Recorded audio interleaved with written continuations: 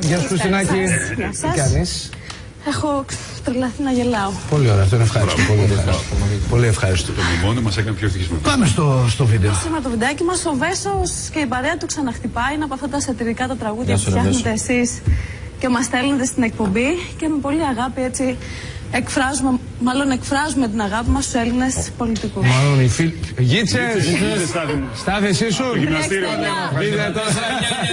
Στάθη, κανένα πετσετάκι να βάζει μετά τον Ιδωμάτο. Θέλει πετσέτα, Στάθη στο γυμναστήριο όταν υδρώνεις. Νούμερο πετερνίζεις. Άκης τέτοια από εδώ και πέρα. Ναι, οι τηλεθεατές μας εκφράζουν την αγάπη στους Έλληνες πολιτικούς.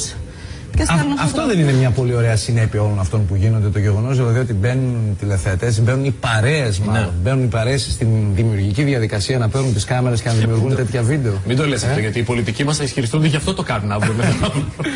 Και εκφράζουν την αγάπη τους στους Έλληνες πολιτικούς. Μπήκαν μια Κυριακή όλοι μες στη Βουλή. Ψήφισαν όμως χέρια για την καταστροφή.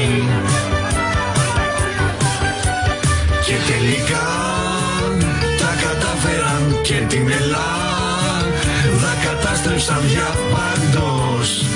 Μας πηδούν όλοι συνεχώς.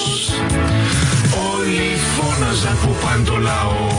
Μας πήγαιναν πιο πίσω αντί για μπρος. Πολιτικοί μας, σας ευχαριστώ για τα νέα σας χαράτσια.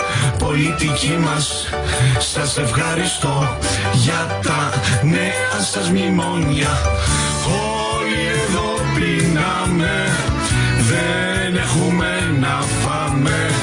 Κι εσείς παίζετε με το λαό. Πολιτικοί μας, σας παρακαλώ, δρόμος στο διάολο να πάτε. Τι ωραία, έτσι αγάπη από τους πολίτες. Συμφωνούμε μαζί σας, συμφωνούμε Βέσο και παρέα. Να είσαι καλά Χριστινάκη.